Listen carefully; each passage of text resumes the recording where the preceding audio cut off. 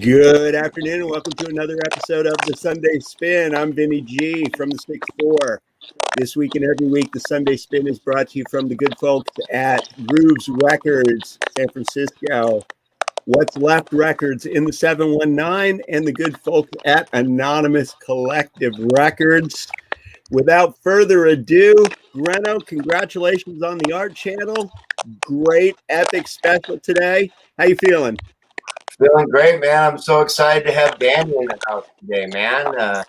Danny is a bandmate now and bass player. Danny's been doing the music thing for a really long time, and I think started out just like us with roots in Southern California, and then like myself, moved on to Northern California. So, Danny, welcome to the Sunday Spin. How are you doing today, sir?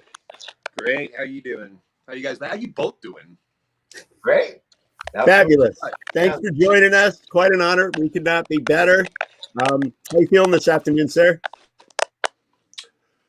I'm sorry. Run that past me again. We got the crackle thing going. So how you feeling this afternoon? That's quite a collection of CDs you have behind you, my friend. That is a couple collections over. There probably should have been more, and all the vinyl that I used to have that I'm sure you guys would slit your throat over knowing what I sold, and cry a lot. A lot of it was signed.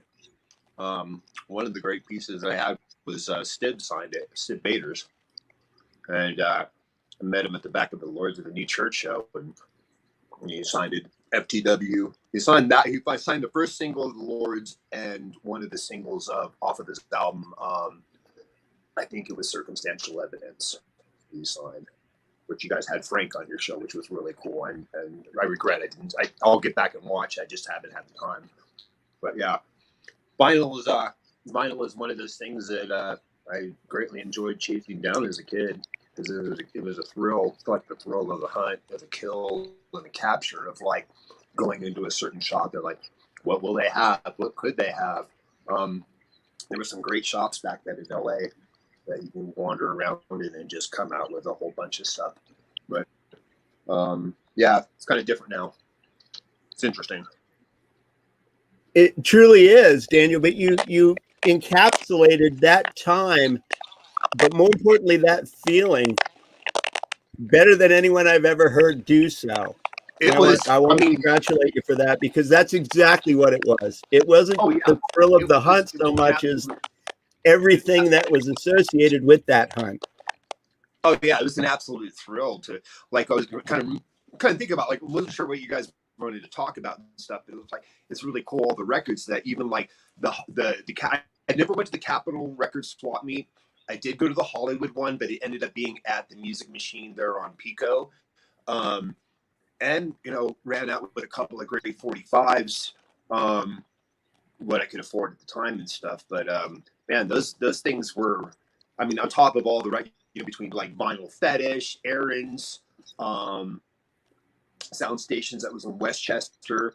I think Recycled was, can you span the span of like where from Hollywood all the way down to like Redondo Beach. I think there was a Recycled Records down there that I think I picked up, like the Sid Vicious Sings record, because it had one of the two posters in it with the original swastika label on it too, which is like, then nobody really thought about like just how bad that is. Yeah, it's bad, but then you're like, it's Sid Vicious, whoop-de-doo.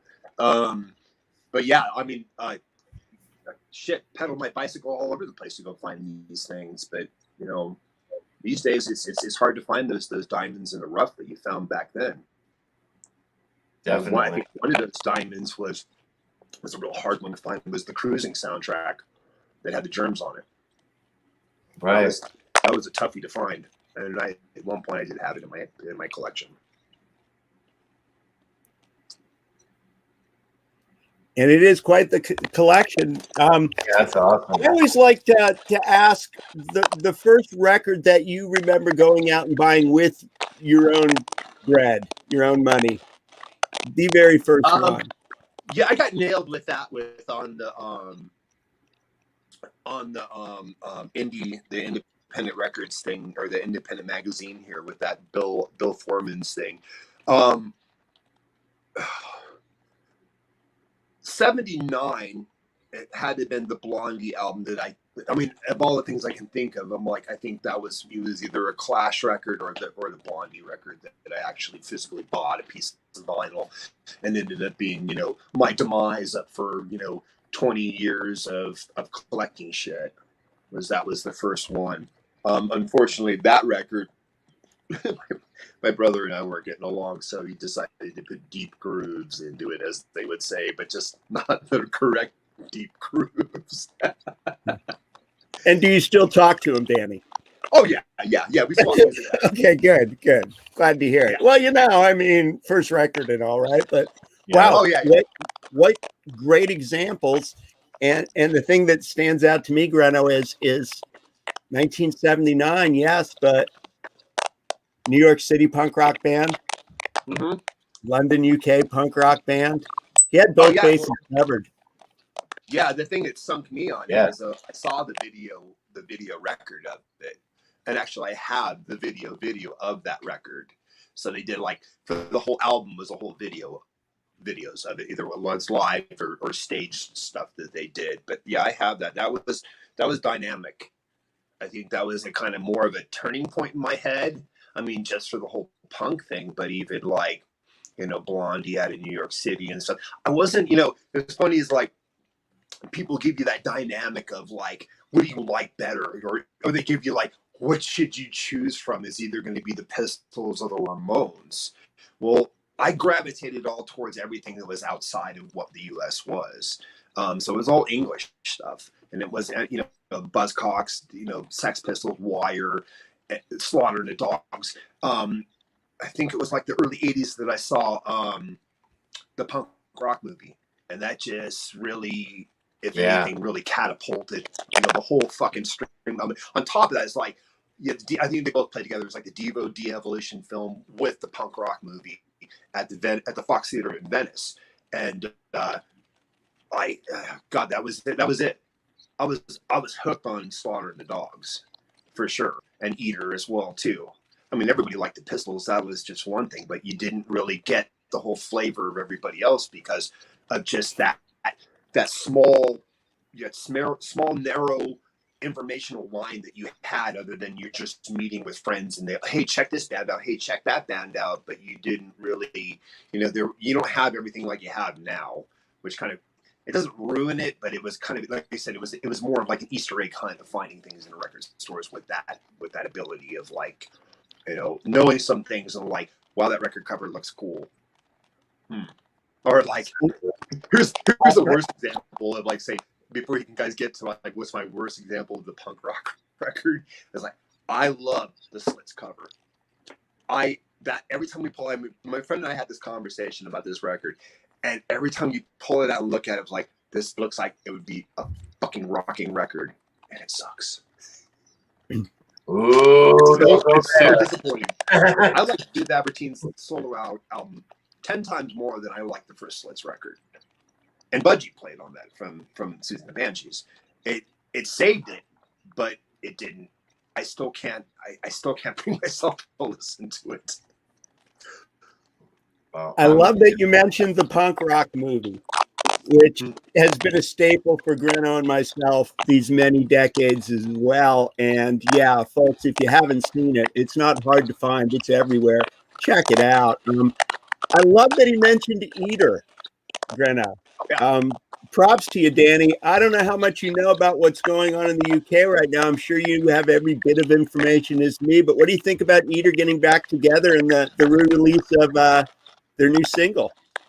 I didn't hear that, and if you didn't know, they actually, I think they played one of the Holidays in the Sun in 98, I think it was, or 97. So they actually have been back together before, which really, there's nothing more heartbreaking than seeing like the non-poly X-Ray Specs, Eater, and I don't remember how many more were on that first Holidays in the Sun bill.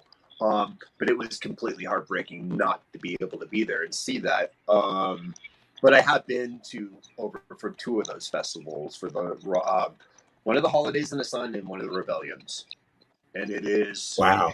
it's a sight to behold. There's a couple times where I stepped into a room and didn't mean to step into the room, and like I had to quickly evacuate the room because I didn't want the sound to fuck up what was already in my head. It was like with the Dead Kennedys play. I think it was Brandon Cruz was singing. I already seen the Dead Kennedys. I've seen them plenty of times with Jello Biafra. In fact, I saw them one of the times in Fat Mike's book, the whatever the thing about NoFX, the story of NoFX, where they're talking about all the riots and stuff. I saw them, in Wilmington with that riot, but I didn't want that ruining, my Dead Kennedys experience. As you say, some of these bands get back together only to have a whole bunch of people like missing from the band, and it's just like maybe one person is left in the band that was original, kind of like the Buzzcocks. Since Pete Shelley just died, it's just Diggle doing the stuff, which I'm sure Diggle probably is heartbroken. He was heartbroken over Shelley being gone, but Diggle is also like he has had, they all had solo careers on top of that too. So, and I don't know if they panned out completely as great as they thought they were going to, as much as Shelley's did, because he had that whole pop career with Telephone Operator and Homo Sapien and a few others as well.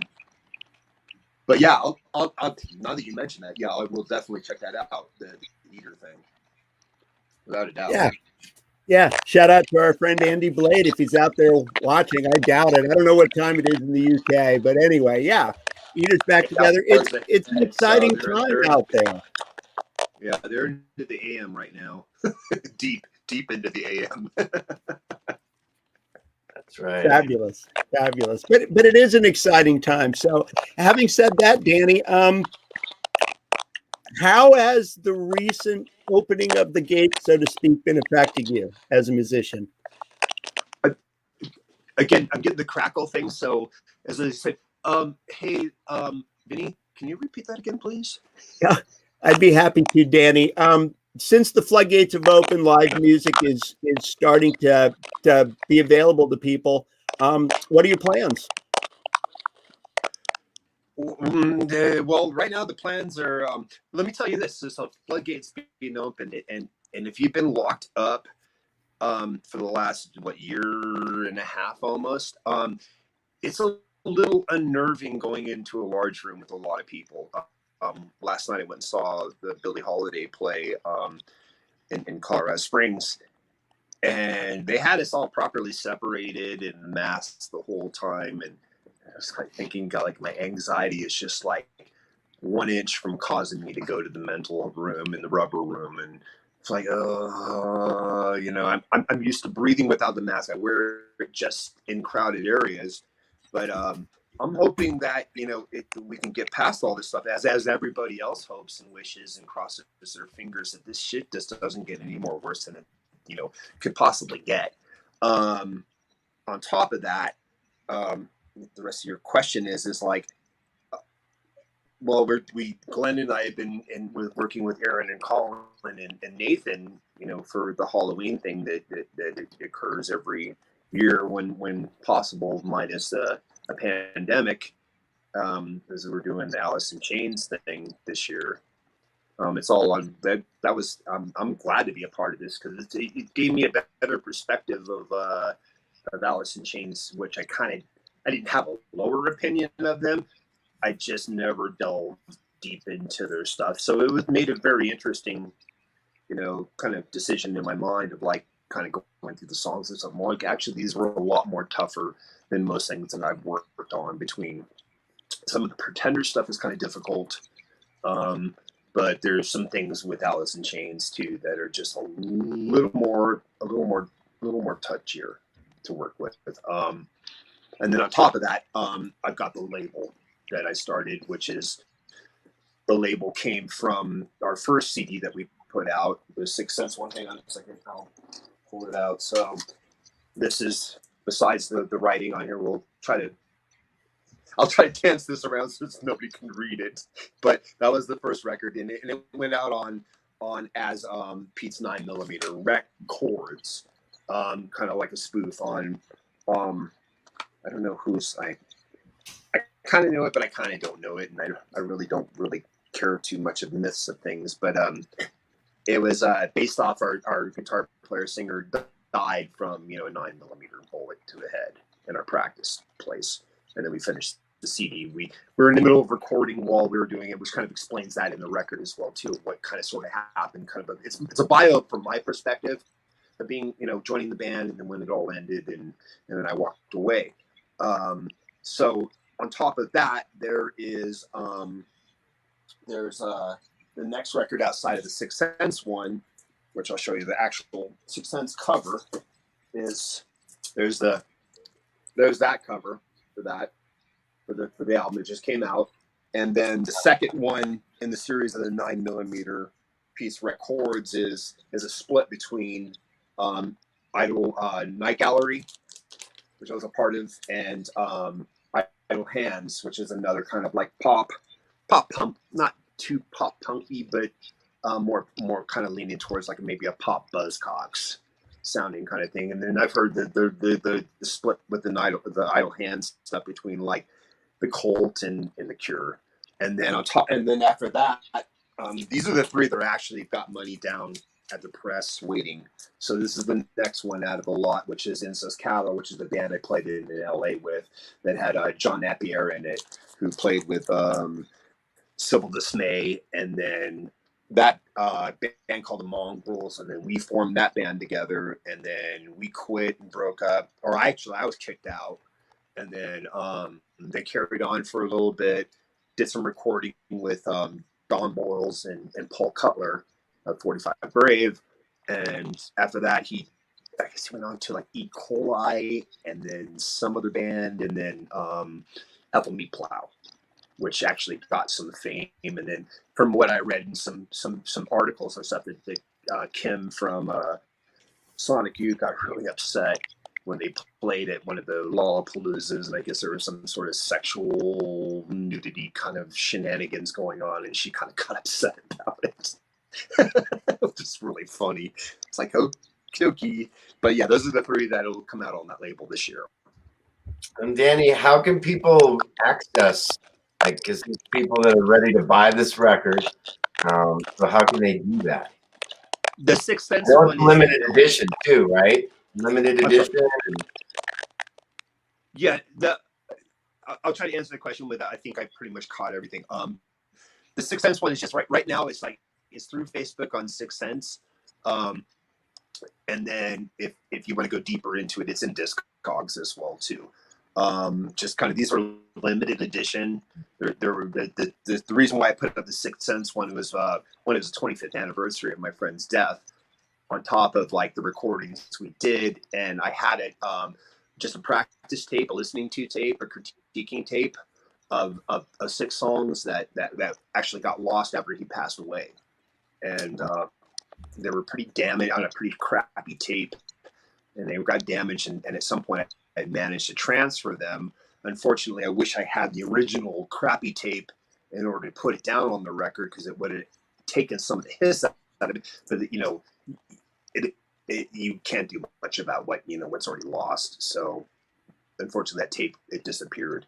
But yeah, I said, just right now they're limited edition, and I don't have them running anywhere else. I think I'm making in the springs. I talked to Brian over there at What's Left Records, and I'll probably dump a couple copies over there. Yeah, you should definitely. Yeah, that way sometimes that way you don't have to meet up with me and pick up the record and have to talk with me or anything. So it's just kind of like avoids that whole contact thing. Like, nah, we don't want to talk to him. Well, and What's Left Records, right? I mean, strong supporters of the Sunday Spin. So your help helps us as well. So yeah, absolutely. Shout out to the guys. They are the best independent record store in the 719, and nobody tries harder than those guys.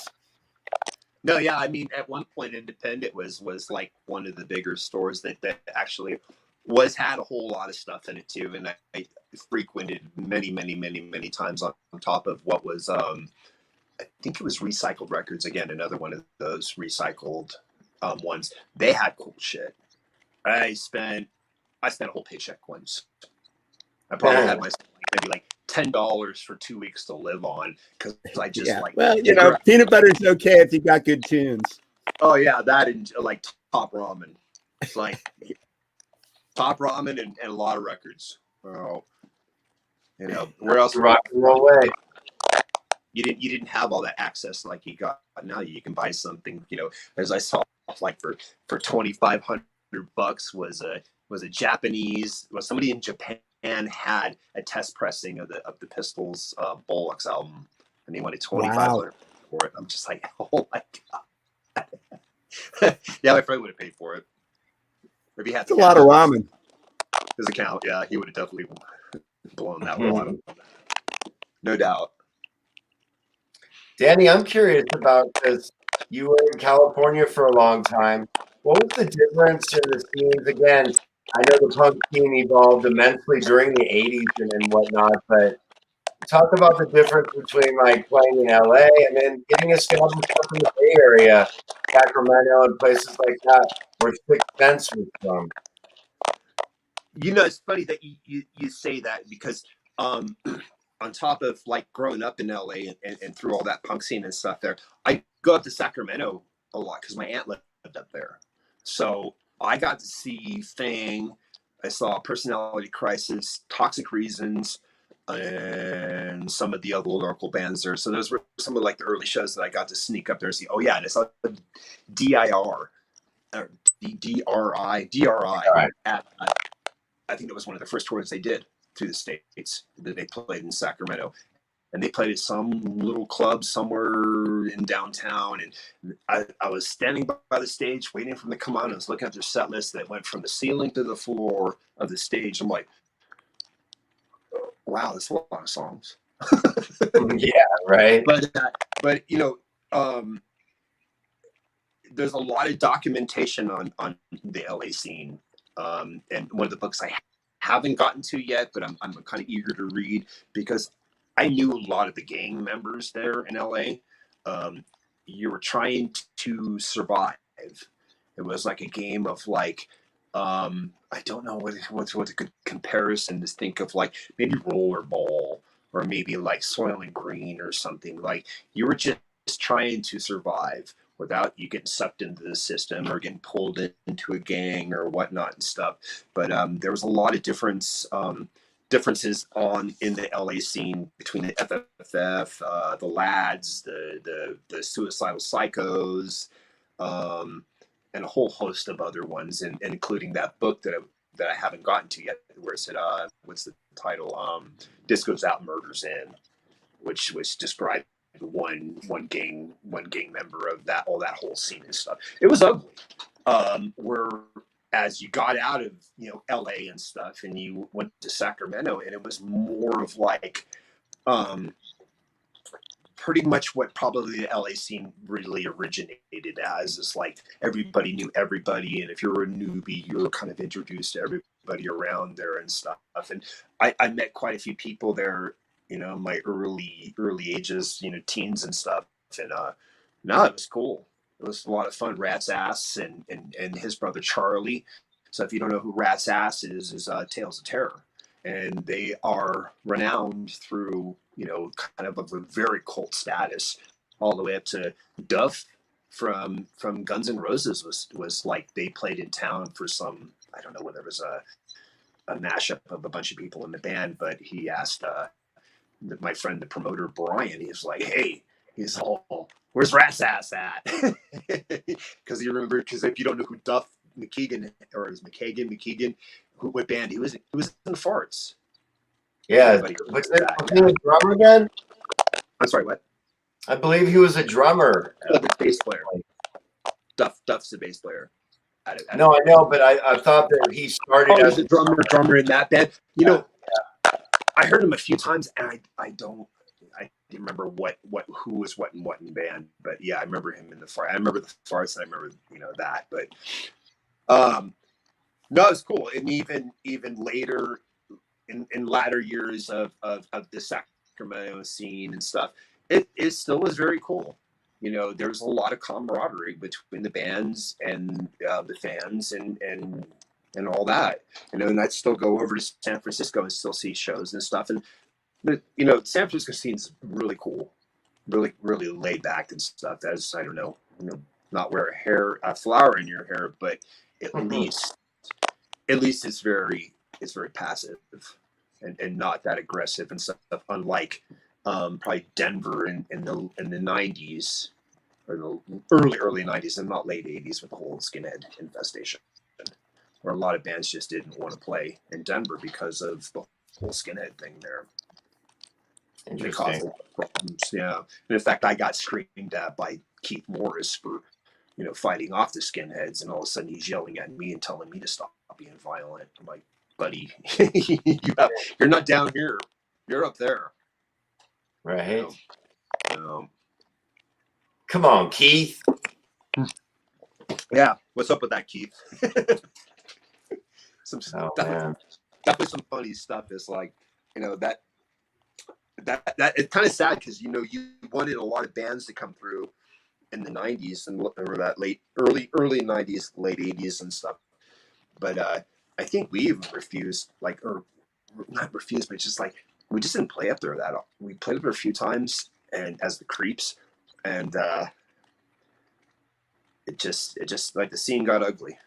So you just kind of just avoided it and just stayed home. It was kind of like I would say death wish to go up there and play. But at a certain time, it was pretty bad. Wow. But yeah, Fascinating. I mean, since then I've heard the LA scene's kind of pivoted from just kind of passive, and then for a while there, I don't know, maybe 10 years ago, heard shows. My friend go out to shows and he gave me a report. It's all, holy crap! It was a bloodbath. So Sure, and even in our time, we knew better than to go to LA to go to punk shows. I mean, I wasn't going. Well, yeah. The vibe. Can you imagine? Yeah, it was in the air, but we didn't really. We didn't have that on the same level. Certainly not nearly here in San Diego. So we were very lucky. But sometimes at that time the big bands didn't come to San Diego. You were forced to make a choice.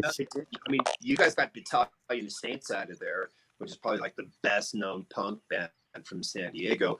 And at that time, I mean, I can't imagine where in San Diego where it would be the worst place to have a punk show, but they always managed to put one in LA in the worst fucking neighborhood possible.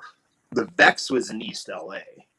Mindiola's Ballroom, which again, reverts back to Fat Mike's book for the Exploited Riot, which I was there, was, it was South Central LA.